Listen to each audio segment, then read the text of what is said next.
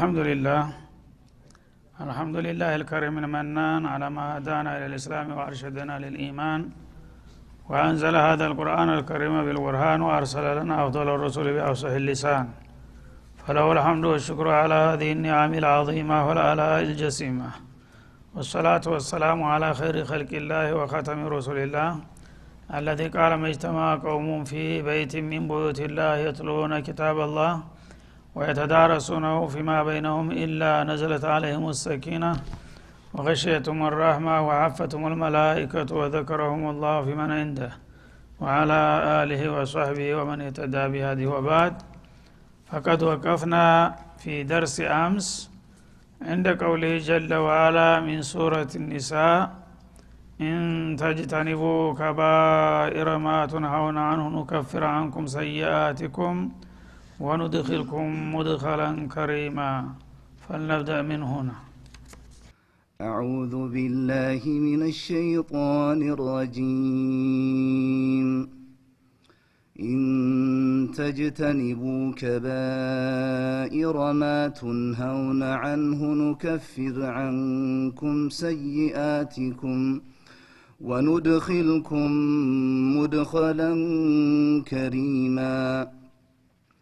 ولا تتمنوا ما فضل الله به بعضكم على بعض للرجال نصيب مما اكتسبوا وللنساء نصيب مما اكتسبن واسألوا الله من فضله إن الله كان بكل شيء عليما. ولكل جعلنا موالي مما ترك الوالدان والأقربون والذين عقدت أيمانكم فآتوهم نصيبهم إن الله كان على كل شيء شهيدا. الرجال قوامون على النساء بما فضل الله بعضهم على بعض وبما أنفقوا من أموالهم فالصالحات قانتات حافظات للغيب بما حفظ الله واللاتي تخافون نشوزهن فعظوهن واهجروهن في المضاجع واضربوهن فإن أطعنكم فلا تبغوا عليهن سبيلا إن الله كان عليا كبيرا. وإن خفتم شقاق بينهما فابعثوا حكما من أهله وحكما من أهلها إن يريدا إصلاحا يوفق الله بينهما إن الله كان عليما خبيرا.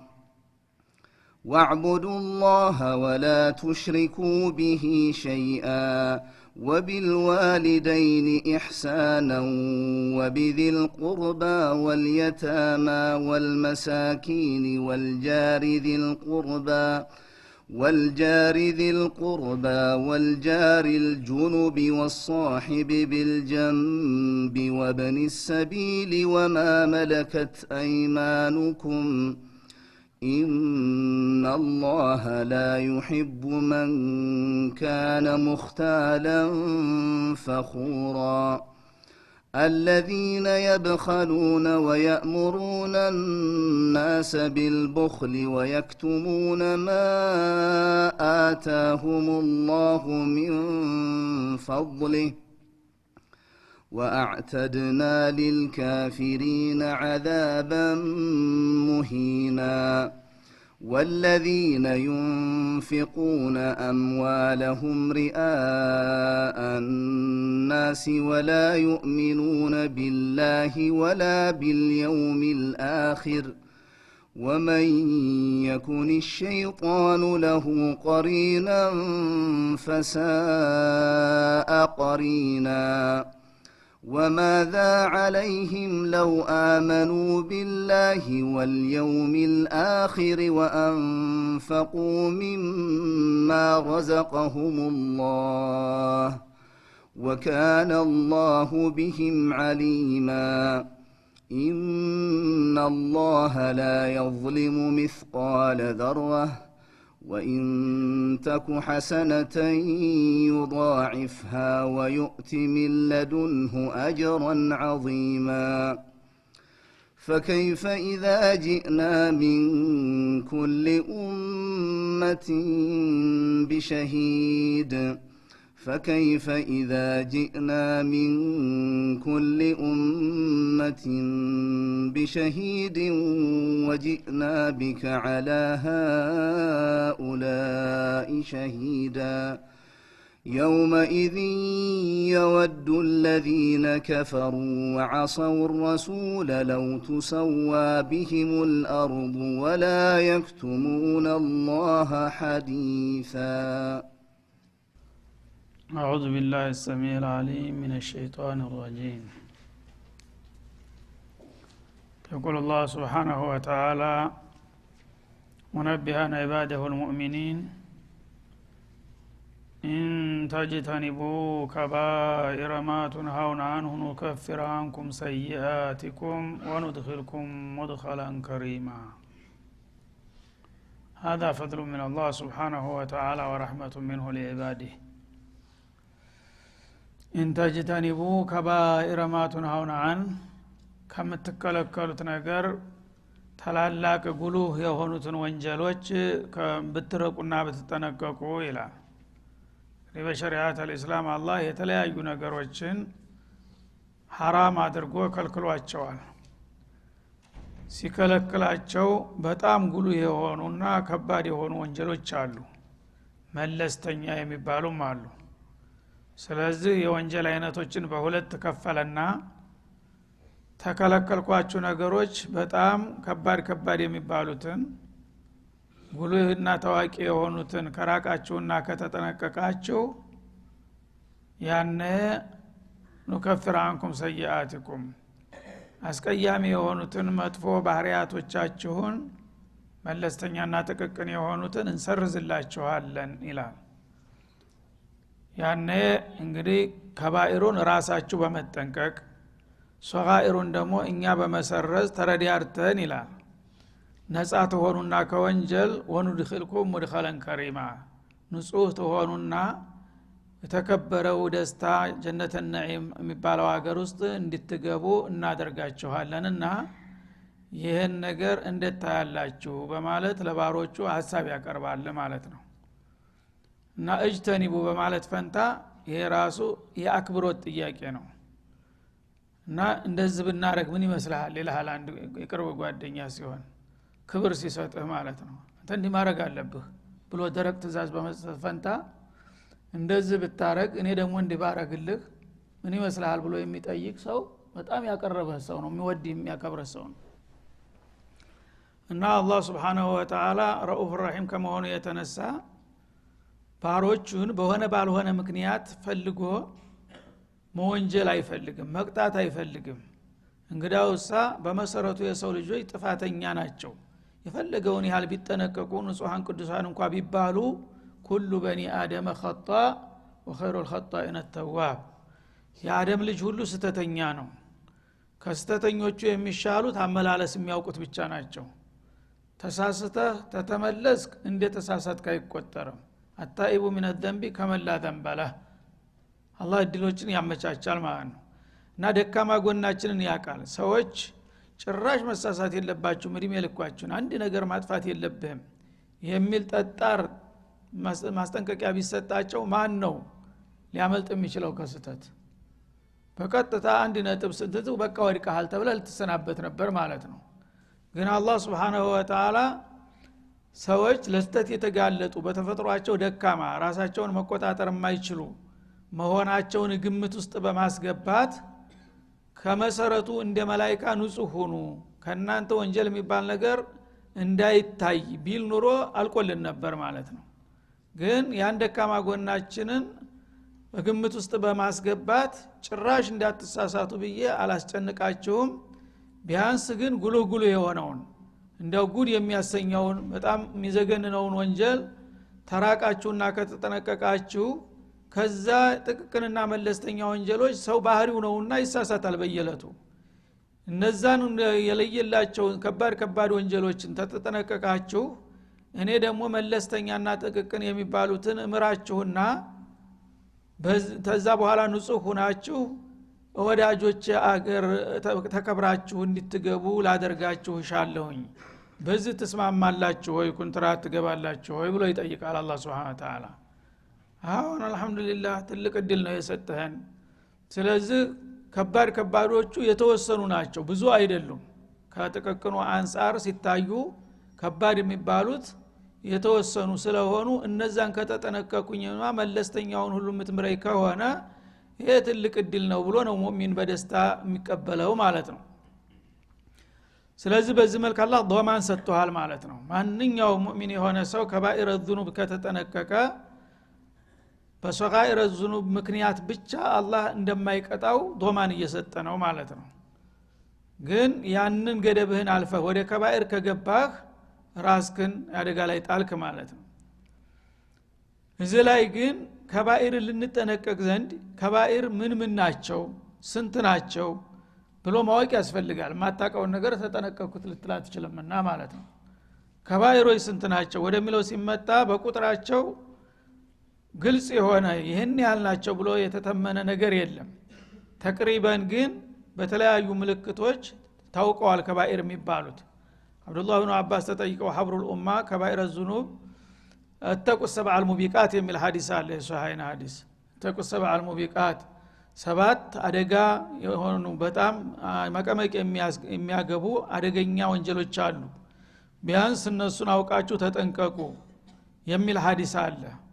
ወማ ሁና ያ ረሱላህ ሲሏቸው ምን ናቸው ሲሉ ጊዜ አልኢሽራኩ ቢላህ መጀመሪያ ሽርክ ነው ተሁሉም በፊት ኩፍርም እንደዛው ነው። ያው ኩፍር በጌታ ጭራሽ መካር ነው ወይም የጌታን መብት መካድ። ሽርክ ግን አላህን ተቀበላለህ በመሰረቱ ግን በአላህ ኢባዳ ሌሎችን ታጋራለህ።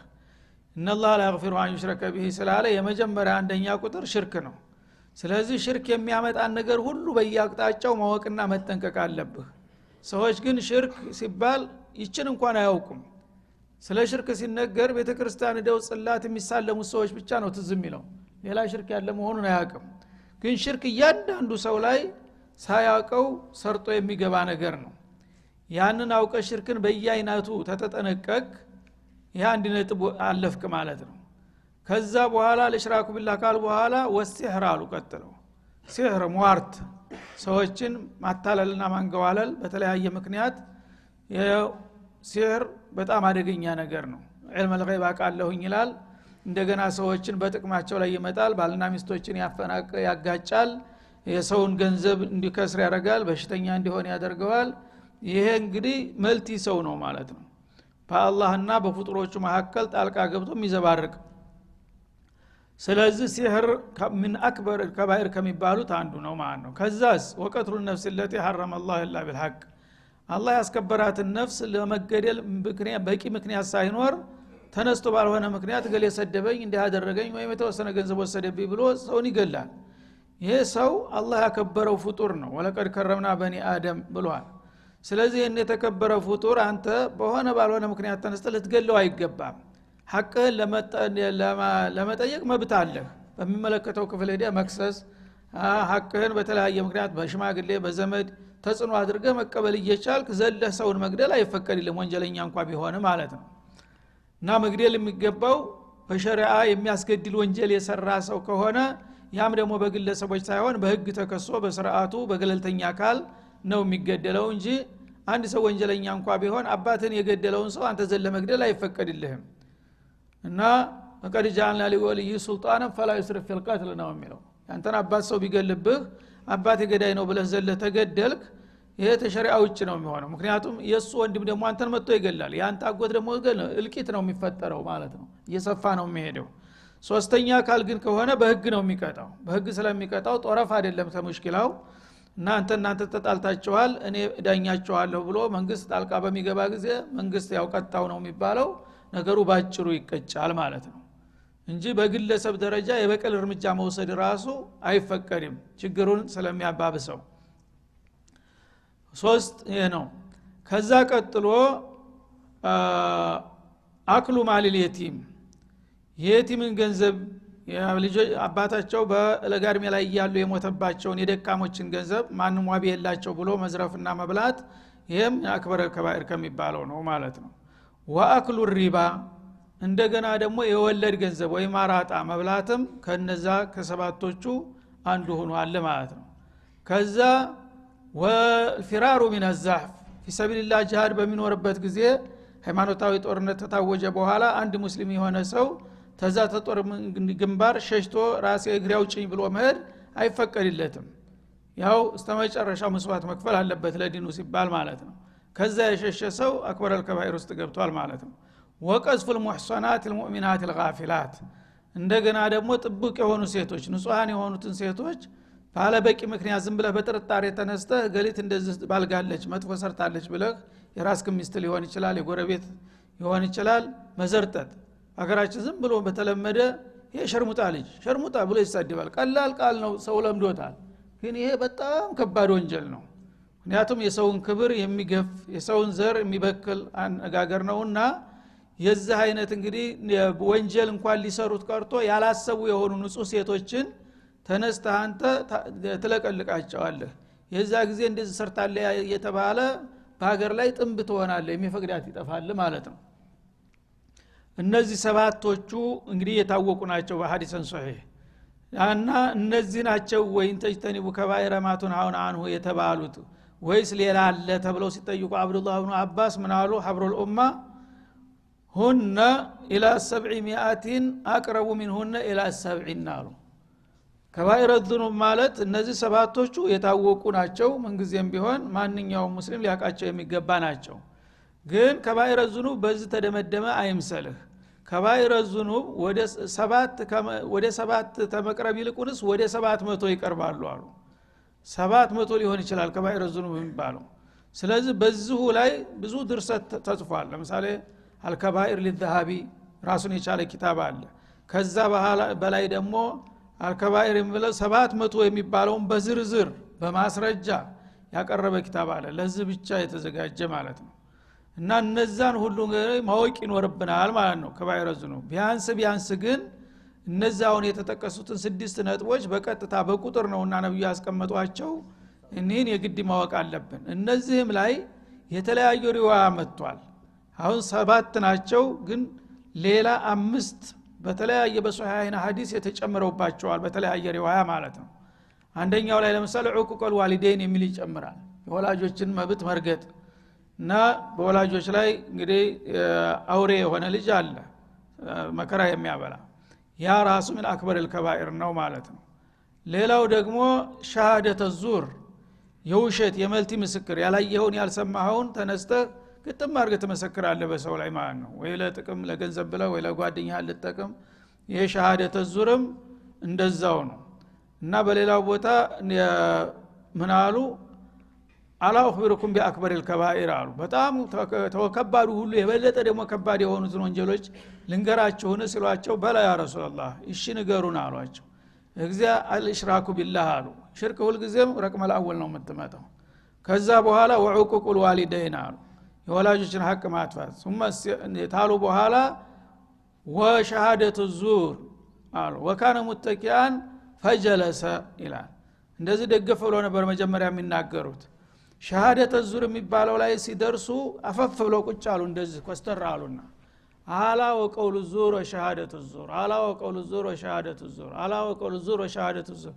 فما زال يكررها حتى قلنا ليته سكت ይላል እና ይችን ቃል እንደዚህ ማዘም ብለው ይደግሟት ገባ እኛ አስተምን ሰለች ድረስ አረዝማ ይሉም ወይ እንዴት ነው ይስከምንል ድረስ ይላል ለምን ተርኪዝ ለማድረግ ሰዎችን ለማንቃት ማለት ነው እንደቀላል ይሄን ነገር ዝም ብላችሁ ተናገሩ ገሌው ጓደኛዬ ነው ለመስክርለት ብለህ ሰውን ልጠቅም ብለህ ራስህን ጀሃነም ተጨምራለህ በማታውቀው ነገር እንዴት ትመሰክራለህ ላ ተሽሃድ ኢላ አላ ሚስሊ هذا يا ابا ذر አሏቸው አንድ ቀን ፀሐይ ስትወጣ ልክ አድማስ ላይ ጨረሯ እንደዚህ ሲፈነጥቅ አዩ ፊት ለፊታቸው ይቺ ትታያለ አቡ ዘር አሉት አሁን ስለዚህ ሸሃዳ ስትጠየቅ በዚህ አምሳያ እንጂ እንዳትጠይቅ አሁን ባይን ብሌንህ ጨረሯ ፀሐይ ፊት ለፊት ደምቃ ትታያለች የምትመሰክረው ነገር እንደዛ መሆን አለበት ትንሽ ሹብሃት አለብህ እንኳን ይቅርታ አድርጉልኝ እኔ ይሄ ነገር አላስታውሰውም ማለት አለብህ እንጂ በማታቀው ነገር ላይ ምስክር ቃል እንዳትሰጥ አሉ ማለት ነው